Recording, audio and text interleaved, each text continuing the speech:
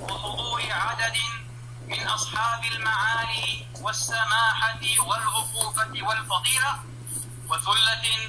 من علماء الشريعة الغراء وعلماء الفلك المختصين بأن يوم غد الأحد 30 من شهر آذار لعام 2025 ميلادية هو المتمم لشهر رمضان المبارك لعام 1446 هجرية، وعليه يكون يوم الاثنين 31 من شهر آذار هو غرة شهر شوال لعام 1446 هجرية يوم عيد الفطر السعيد. ẹ̀yọ̀ ṣé bí lógo mamlaka Saudi ṣe máa ń rí nìyẹn, lógo mamlaka Saudi bó ṣe máa ń rí lélẹ̀ so ẹ̀ á wò ẹ̀ rí pé ọlọ ẹ̀dí ìtẹ̀ so mamlaka òdò níyà ni o, àwọn Jordan ni o káàbà mọ̀ àti pé mílíọ̀nù tẹ̀sẹ̀ mi ní àfìlà táwọn àwọn eléyìí ń ṣe ìmúra àwọn Saudi náà aṣáàdámọ̀ra àwọn Saudi ma ẹ lọ sí Mẹ́kà ẹ lọ sí Medina ẹ lọ sí Saudi ẹ múra àwọn afáwọn máa ń wẹ aṣọ bí ìbòrùn sórí báyìí ni tó ń wà ní kíńbàlẹ̀ so ìmúra yàtọ̀ sí ìmúra àwọn Ordun yàtọ̀ sí ìmúra àwọn Misor. Ìmúra àwọn Misor dàbí fìlà wọn ṣùgbọ́n fi àwọn Misor náà kì í lọ báyìí òun máa ń straight náà wà wé láwà límà tàwọn Morocco náà tí wọ́n náà mọ̀ fi fìlà báyìí tí mo dé yìí ìlànà náà máa ń dé tí mo bí ó tún lè gùn jù lè lọ díẹ̀ so àwọn kìíní ọ̀ṣẹ̀ kìíní.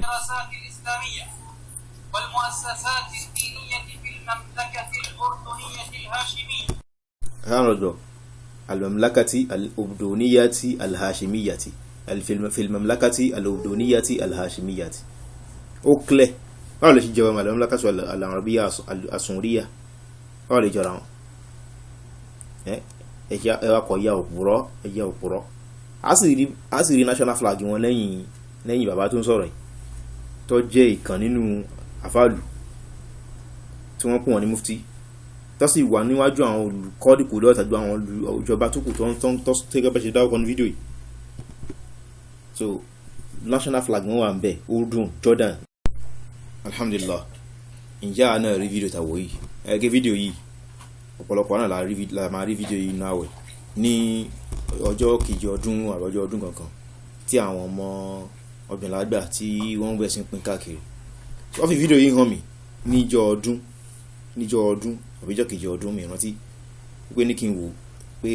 ẹnìkan ló sẹ́ǹdẹ̀ orí ẹ̀ bá wọn jiyàn pé ó tán àwọn làwọn kọ́rẹ́tì jọmọ́dé táwọn ṣọdún jọmọ́dé làwọn kọ́rẹ́tì mo á ní ẹmu wá ṣèbí lábáwá ní ẹmu wá ká gbọ́ mo ti rí ìwúlẹ̀ rí English tó kọ síwájú rẹ̀ Saudi Arabia apologizes and kìnìkan mo ti rí ogbẹ̀ so mo á gbọ́ ogbẹ̀ mo á ní ẹjọ́ níbo ni gbólóhùn apology ó yọ ní gbólóhùn yìí nílẹ̀ lábáwá níbo ni gbólóhùn apology níbo ló yọ ní gbólóhùn yìí mo ní aláwọ̀kọ́ ni mo ní ẹlẹ́kejì ṣé mo Saudi lẹ́nu tó wé kíní ṣé bí ìjọba Saudi ṣe máa múra ilé mo ní ẹ̀ṣìn yẹn ní kejì mo ní ìkẹta ní pé tó bá tẹ̀ jẹ́ bẹ́ẹ̀ láì tí ì rí fídíò míì tí màá play tí màá fi hàn yín tó tú àṣírí yìí àwọn kìíní ìyá alábòsí wọn ya ọpọlọ ẹ wá lọ gé fídíò ẹgẹ lórí ẹgẹ nírù ẹgẹ ogbẹ kó lè bá àjọ tẹ́lẹ̀ mọ́ pípọ́n ṣèjọba Saudi ní ìjọba ìlú míì táwọn rí oṣù táwọn òróṣù ọ̀ǹtí ìjọ Monday táwọn ìjọ Sunday tó fi gba pọ̀ tí wọ́n pé 30 ìjọba Urdun ìjọba Jordan táwọn fọwọ́ kéde pé ìjọba táwọn alimọ́lákàtò Ordoniya ẹ wá gé Ordoniya kú ẹ fi mọ́lá gẹta tó wá ní kéńbà tó wá parí fídíò yẹn wọ́n á jẹ́ mọ́lákà síbẹ̀ mo ní eléyìí ṣe sáìn ní mọ́lákà Saudi sáìn mọ́lákà lómi lélẹ̀ àìrí fídíò yẹn ní bá ti ṣe wọ́n á rí fídíò fún lórí mi ò tẹ̀ bá trend yẹn lọ mi ò tẹ̀ wọ́n á rí fún fídíò ẹ̀ láìlẹ́la àwọn kí ni ṣe ayé ṣe máa ń fi ṣé ọ̀dọ́ ní kẹ́ pa wọ́n lé ayé yín ni ṣe máa ń fi irọ́ ṣe mọ̀ kéèbà yìí ṣe lọ́dọ̀ Kutubi nìyẹn nígbà tí wọ́n fi fóònù ẹ̀ tó fi rẹ́kọ̀dù fídíò bí Kutubi ṣe ń jókòó sórí àga tó ń gbọ́rọ̀ lẹ́nu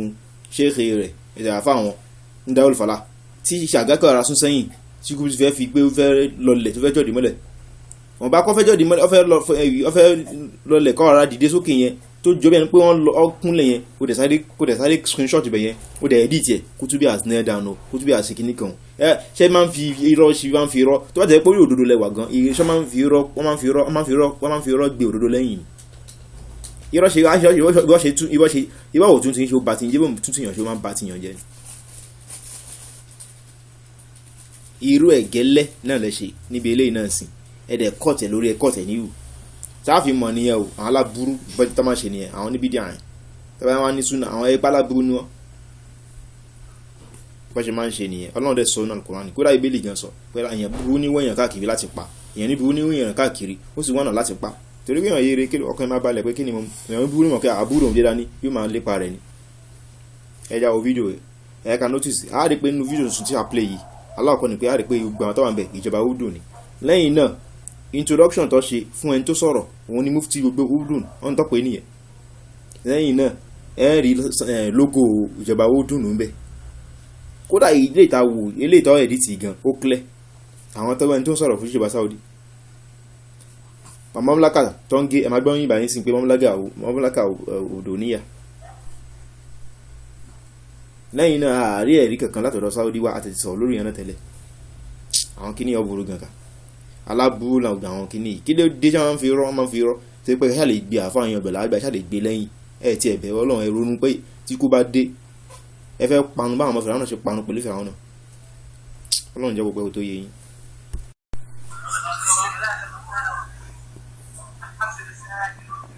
ẹni tó introduce ọkọ̀ yẹn ohun rẹ̀ ò lọ sókè.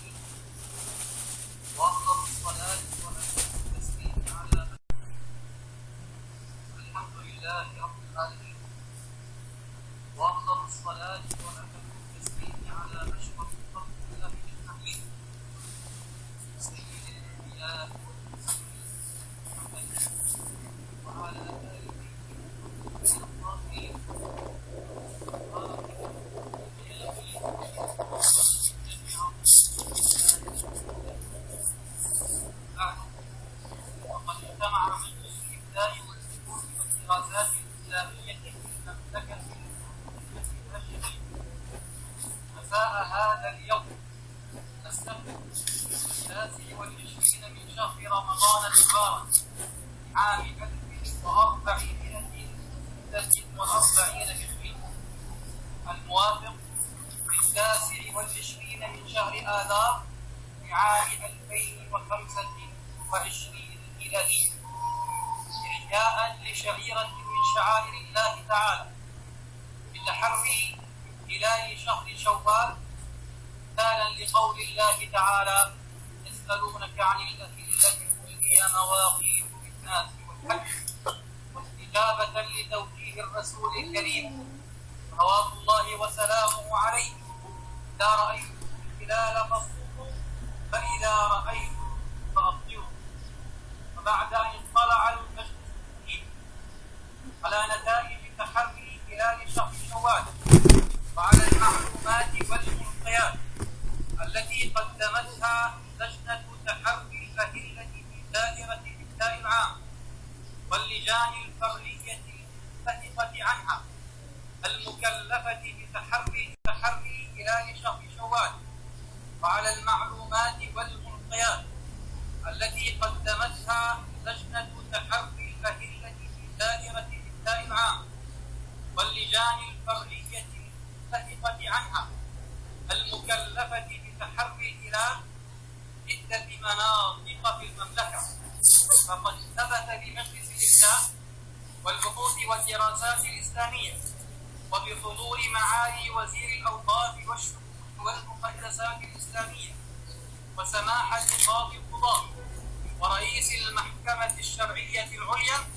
وحضور عدد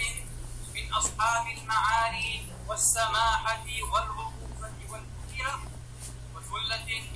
من علماء الشريعة الغراء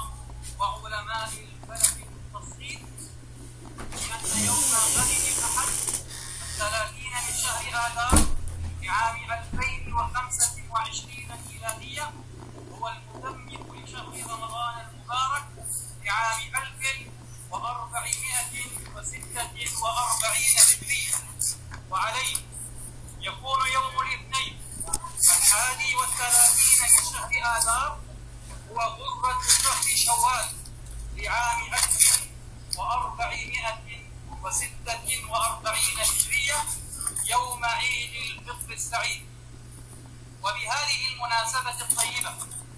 فإنني أتقدم ومجلس الإفتاء والبحوث والدراسات الإسلامية والمؤسسات الدينية في المملكة الأردنية الهاشمية.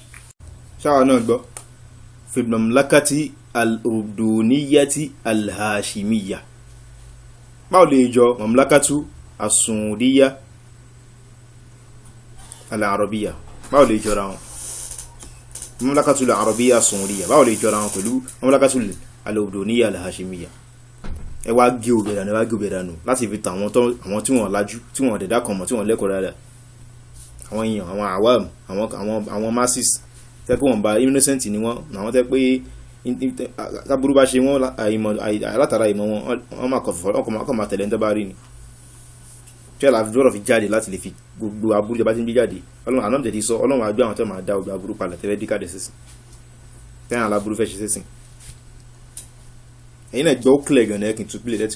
ẹ̀ka tó tún gbọ́.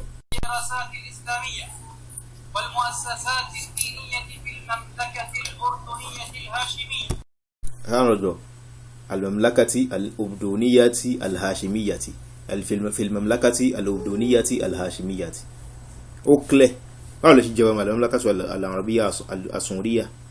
قال لي جرام ẹ kọ ya òpùrọ́ Asiri national flag wọn lẹ́yìn bàbá tó ń sọ̀rọ̀ yìí tó jẹ́ ìkan nínú àfáàlù tí wọ́n pè wọ́n ní mufti tó sì wà níwájú àwọn olùkọ́dìkù lọ́tàjú àwọn ìjọba tó kù tó tẹ́gẹ́ bẹ́ ṣe dáwọ́kọ́ ní fídíò yìí. So national flag wọn wà ń bẹ̀, Urdun, Jordan, mo léyàn ń bẹ̀ báyìí, mo léyàn ń bẹ̀ tó jẹ́ bí àwọn tẹ́ pé ó jẹ́ bí aṣáájú fún wa nínú tẹ́yìn tá à ń bọ̀wọ̀ fún wọn, tó jẹ́ bí ọmọ ìyá dáadáa, tá ọmọ ìyá tá mọ̀ níwọ̀n bàtà mọ̀ wọn mọ̀ tó ń ṣe bí masters àbí nǹkan bẹ̀. lẹ́yìn náà mo tún wá ní àwọn ọmọ ìyá mi gan tó jẹ́ bí junior wa ń lè kéw ẹ̀ta wọn ní nǹkan tó wà ń bẹ̀ gan. So Jordan kódà mo lọ́rẹ̀ẹ́ ń bẹ̀ tájọ teaching school kan mi tí wọ́n ti yẹn hàn ó ti wálé. So ẹ wá gé odò flag ìdáná, ẹ wá lọ mú èyí tó mú direct tó camera tó front view wọn, ẹ wá lọ mú yẹn, ẹ wá kọ́ọ̀tì gbogbo nǹkan tó wà ń bẹ̀ kọ́ọ̀tì dànù, ẹ lọ́wọ́ ó clear bẹ́ẹ̀. ẹ wá ní Saudi apologize. ṣé ẹ máa ń parọ́, ẹ máa kó gbìyànjú ní òríran ní ògbọ́n ni. ó máa ṣe fún yín o, òpùrọ́ ní lẹ́yìn Ọlọ́run ti sọ lánàá tó lálẹ́ kàlẹ́ mi, obìnrin tó bá ń parọ́ ìbínú Ọlọ́run kan abẹ́ fún un. ẹ̀yin ó sì máa pa títí tí wọ́n fi kọ́ sọ́dọ̀ Ọlọ́run pé òpùrọ́ ní lábájá.